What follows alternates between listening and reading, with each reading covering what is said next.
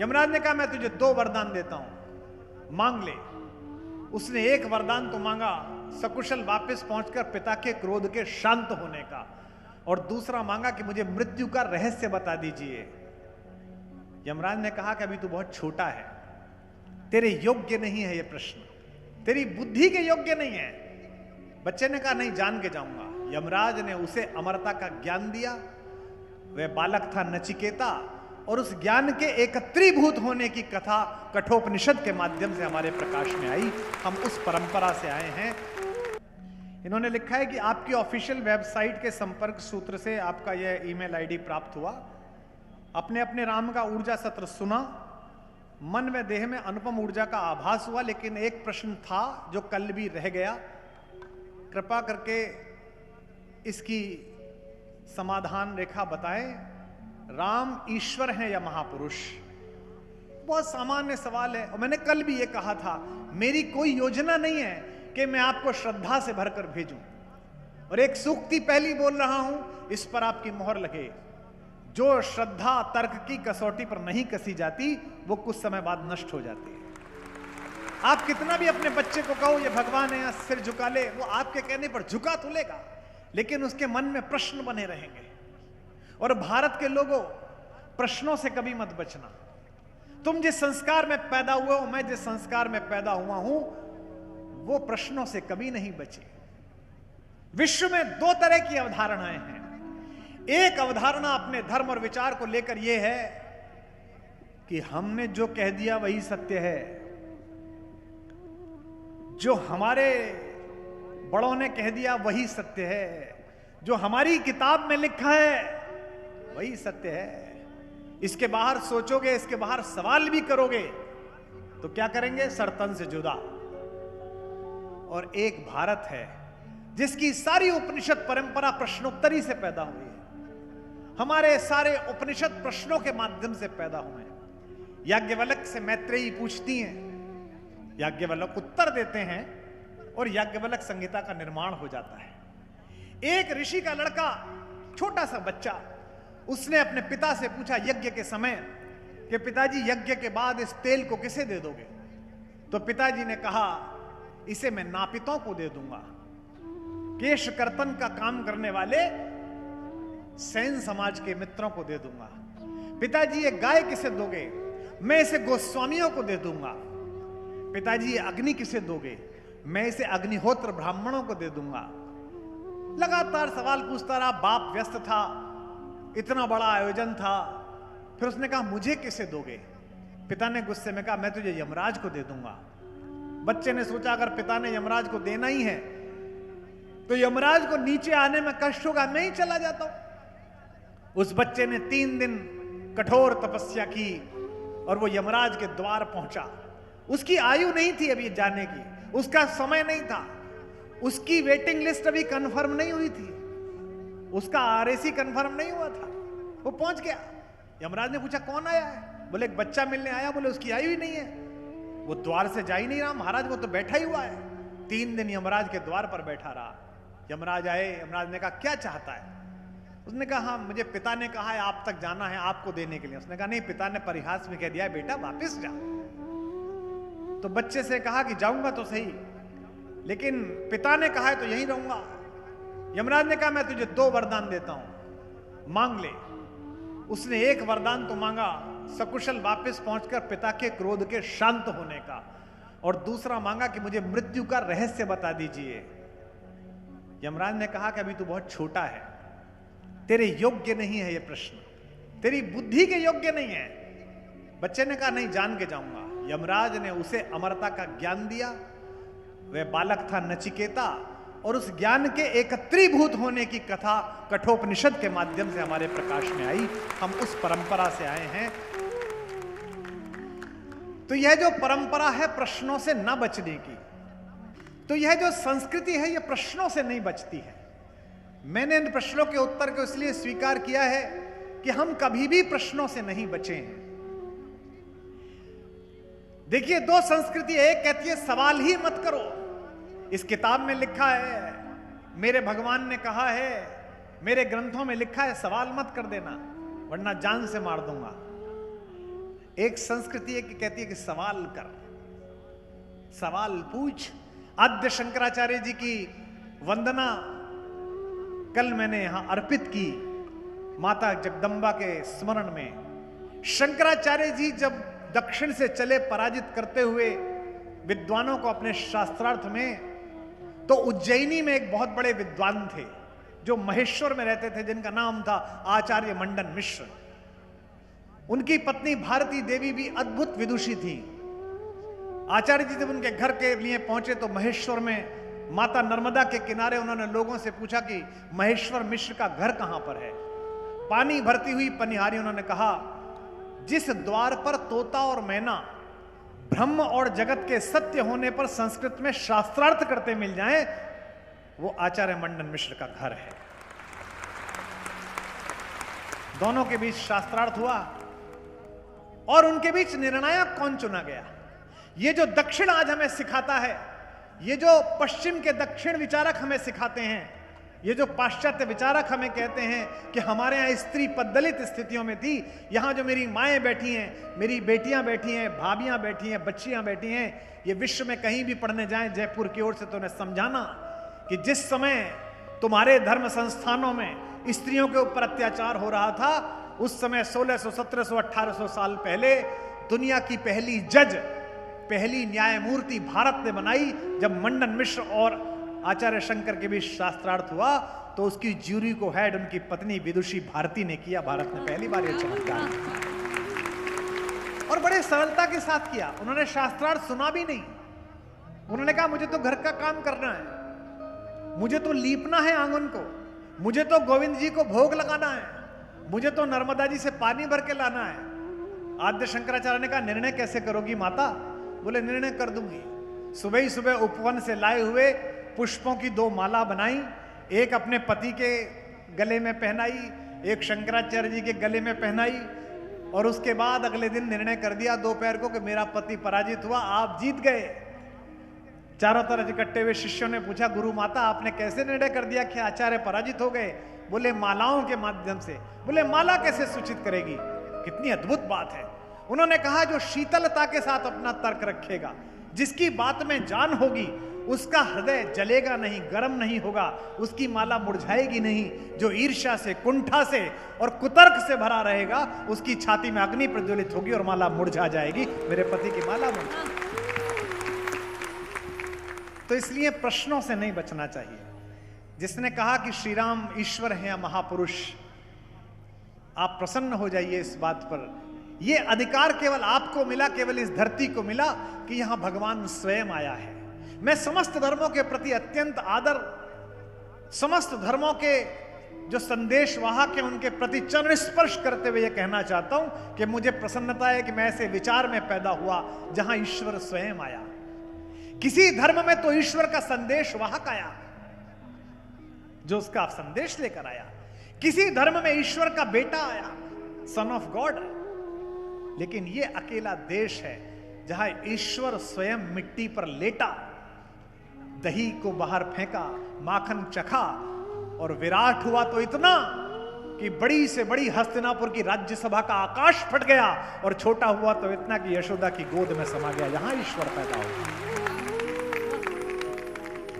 यहां दशरथ के आंगन में घुटनों चलते हुए ईश्वर को लोगों ने देखा। यह अकेली जगह है। इसलिए भगवान पृथ्वी पर आया। हमारे राम पृथ्वी पर आए, हमारे कृष्ण पृथ्वी पर आए, हमारे परशुराम पृथ्वी पर आए, लेकिन मनुष्यों की तरह। अब आप कहेंगे बहुत सारे युवा बच्चे जो आ जाए हैं कि ये मनुष्यों की तरह कैसे होता है। कई बार हम बड़े लोगों के जीवन का आचरण इसलिए नहीं करते कि ऐसा करना कठिनता का कारण है। इस देश के हर शहर में महात्मा गांधी मार्ग है। बापू के योगदान को देखते हुए आजादी की लड़ाई में देश के नेताओं ने, सरकारों ने हर जगह महात्मा गांधी मार्ग बनाया, क्योंकि महात्मा गांधी के दिखाए हुए रास्ते पर चलना तो कठिन था।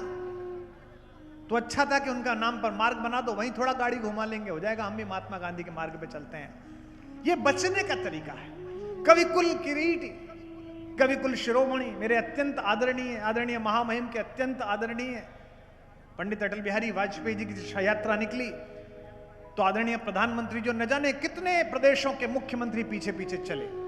मैं देश के एक प्रमुख चैनल पर बैठा हुआ था उस दिन, और मैंने यही शुभकामना व्यक्त की कि पूर्णकाय आयु पाकर पंडित जी ने विदा ली है स्वर्ग के लिए। इन नेताओं से यही अनुरोध है कि इनके पीछे 7 किलोमीटर चले हैं, लेकिन इनके वैचारिक आदर्श पर भी 7 दिन चल के दिखा दें, 7 कदम चल के दिखा दें।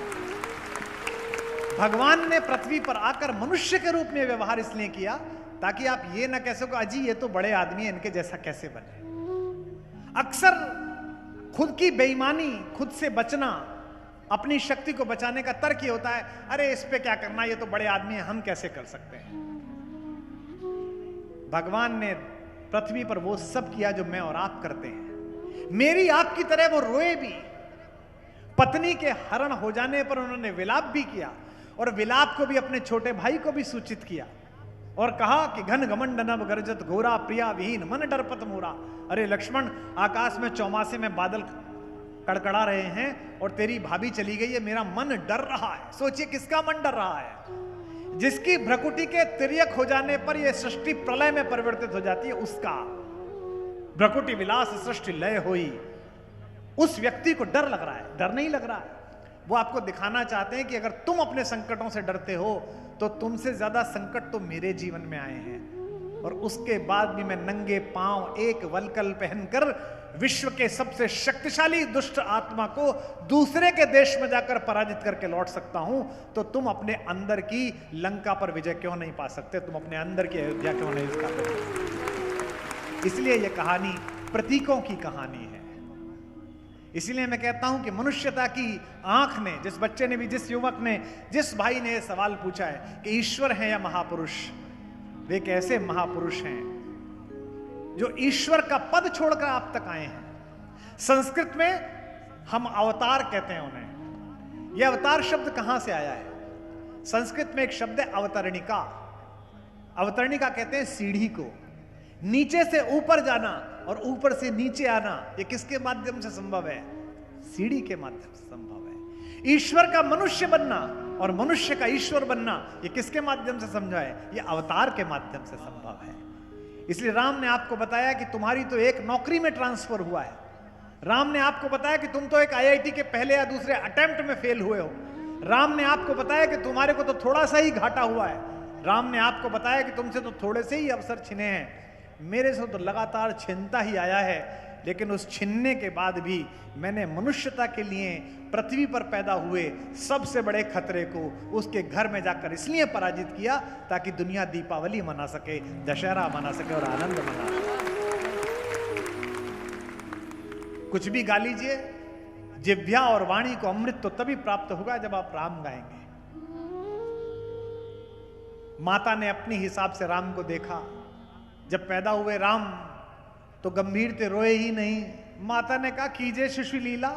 भाई साहब, पिछले जन्म में आपने मुझसे और मेरे पति से कहा था कि मैं मां तेरे यहां पैदा होऊंगा, तो अब जरा शिशु लीला भी कीजिए।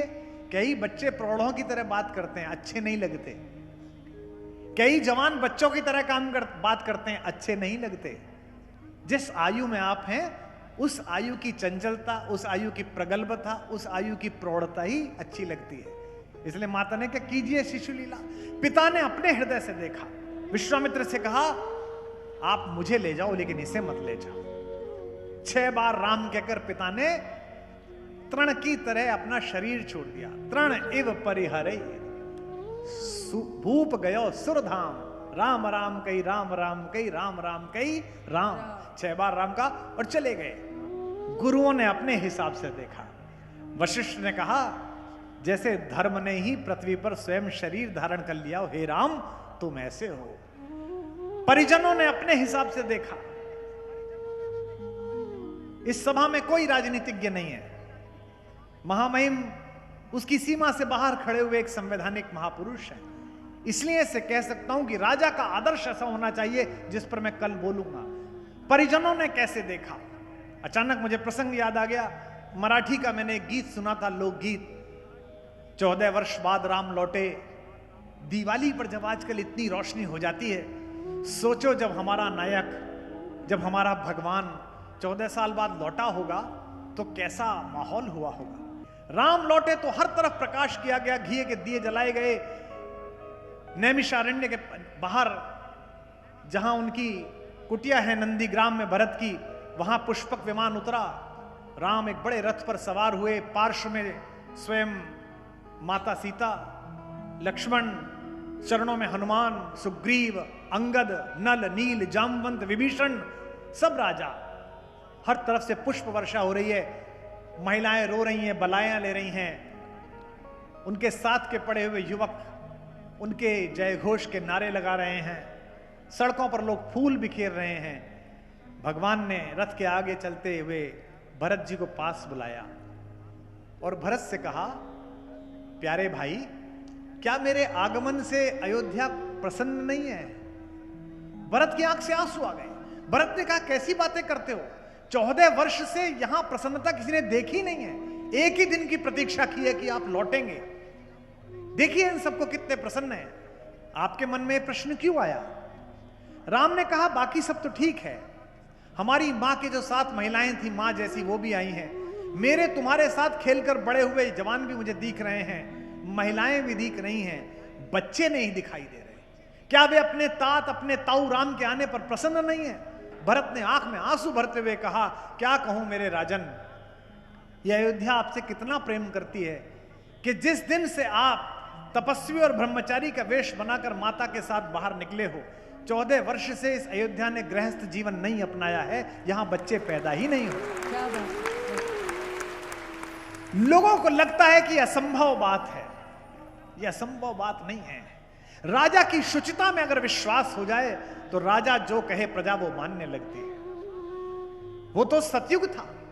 इसी कलयुग में मेरे पूज्य पिताश्री 86 वर्ष के हैं, आदरणीय के परिचित हैं, प्रारंभिक संगठनात्मक कार्यक्रम में मैंने के साथ रहे। तो 86 वर्ष की आयु में सोमवार के दिन भोजन नहीं करते। शुगर की समस्या रहती है। डॉक्टर कहता है बाबूजी खाना खा लिया करो। नहीं बेटा, शाम को ही खाएंगे, अब तो अगले दिन खाएंगे, कुछ फल खा के रह लेंगे। बहुएं कहती हैं पापा जी खाना खा लिया। अब तो पतोहुएं आ गई हैं, पोतों की बहुएं आ गई हैं, वो पूछती हैं। नए बच्चे पूछते हैं, बाबा खाना क्यों नहीं खाते हैं? मैं कहता हूं राजा की स्वीकार्यता कैसी होती है? तो मुस्कुरा के कहते हैं, भैया एक जमाना था हमारे देश में ना अनाज कम था। देश के एक प्रधानमंत्री थे, छोटे से कद के बड़े आदमी। उन्होंने कहा कि अगर एक वक्त हम खाना ना खाएं तो इतना अनाज बचाएंगे कि पूरा देश खा सकेगा। लाल बहादुर शास्त्री जी चले गए, उनका व्रत रह गया। ये राजा की स्वीकार्यता,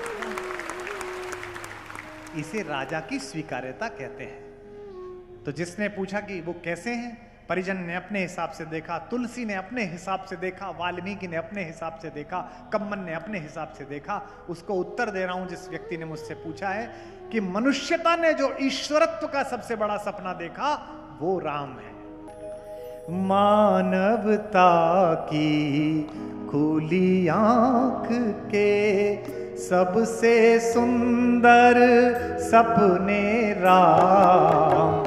मानवता की खुली आंख के सबसे सुंदर सपने राम। जे व्यावाणी अर्थवती हो गई, लगी जब जपने राम।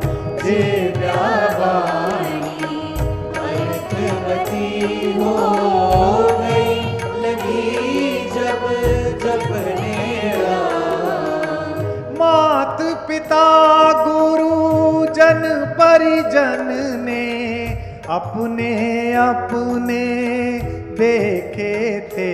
मात पिता गुरु जन परिजन ने अपने अपने देखे थे।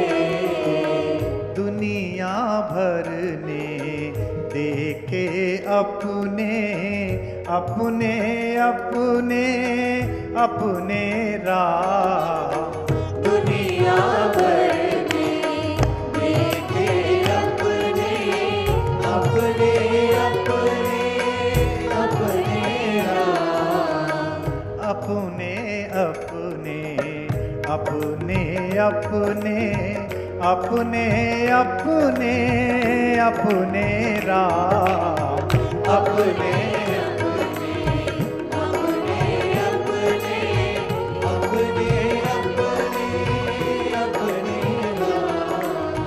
मंगल भवन या मंगलहारी, द्रवहु सुदशरथ अजिर बिहारी। पीछे वालों,